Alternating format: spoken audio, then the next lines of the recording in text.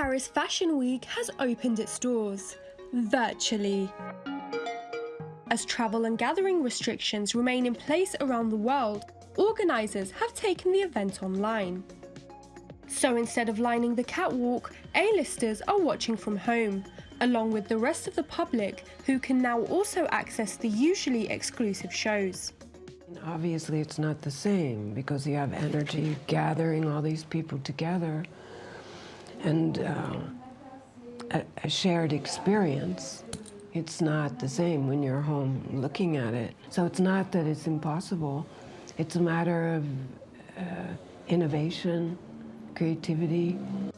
Dior opened the event with a film featuring miniature versions of its designs, an homage to Theatre of Fashion, the 1945 event which saw some of Paris's top designers make doll-sized versions of their creations to promote French couture after the Second World War.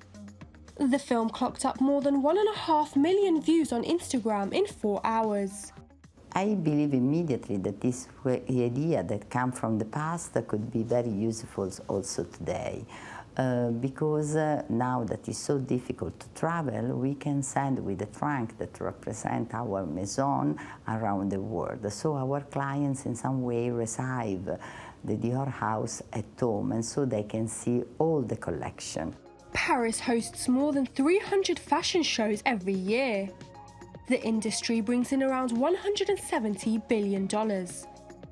That accounts for 2.7% of GDP, outweighing contributions from both the auto and aviation sectors.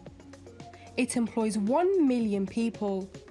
All the fashion industry is very high. I feel that also I feel a lot also the responsible, because in any case I know very well how much this industry is important for countries like France and Italy.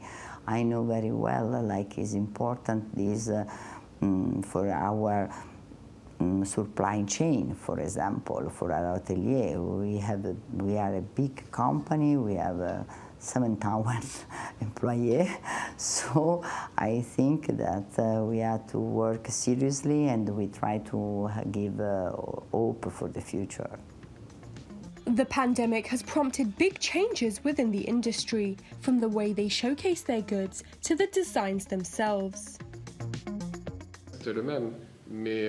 I remain the same, but my collection, perhaps indirectly, these cocoon forms come from this confinement. Perhaps the desire for comfort and well-being comes from a destabilizing period when one wants to be reassured. That's what it's all about. Designers and organisers hope Fashion Week will be back in Paris by September, but it'll likely be on a much smaller scale. Tayyibe Aydin, TRT World. Well, for more, let's bring in Pablo Starr, publisher of Fashion Week Online. He joins us now from New York. Welcome to the program, Pablo. Now, you founded Fashion Week Online back in 2011, basically to bring the world's major fashion events to a greater audience. Did you ever imagine that you would have to do the same during a pandemic? No, that wasn't the circumstance originally for creating the platform. It was, we were of the belief that things were going to be heading to a very digital format in terms of live streams and shopping online and maybe even virtual reality.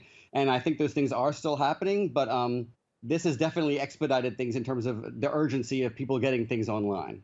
Yes, now, as we know, going to these things in person is quite a unique thing, but not everyone has access to some of the major fashion shows that happen around the world, from Milan to New York and Paris. How important is bringing these fashion weeks online for the industry? Well, it's important for the industry in terms of reaching a wider audience. I think that if we can migrate more of the audience online in terms of shopping, in terms of even virtual reality experiences, we'll see completely new kinds of shows that we're beginning to see a little bit now. They're unleashing the creativity of video, of immersive experiences. So I think it could be transformative in the long term in terms of, I've even seen shows in Russia they had a few years ago where shows were, it was pre-recorded, but you could actually tap toward the models to add things to a cart. So there are all kinds of new technologies can bring entirely new kinds of experiences in terms of how we sell fashion. Yes, now I remember the beginning of this pandemic, for Milan Fashion Week, I think Armani actually was the first designer to put his fashion show online so that audience members wouldn't be exposed to the threat of coronavirus. Have you seen other major designers do the same, and how has that affected their business? Well, I think it's still in its beginning stages. So we're seeing Paris right now, and as we speak, the Paris men's shows are happening online. And before that, it was the couture shows. And we're going to be seeing a mix coming up for Milan and also for Paris in September. We're going to have actual on-the-ground shows as well. So it's going to be interesting to see. Now that people, fashion editors, buyers can't actually see these designs in person at the runways at these fashion shows, do you expect that this pandemic is having an impact on the sales of these designs?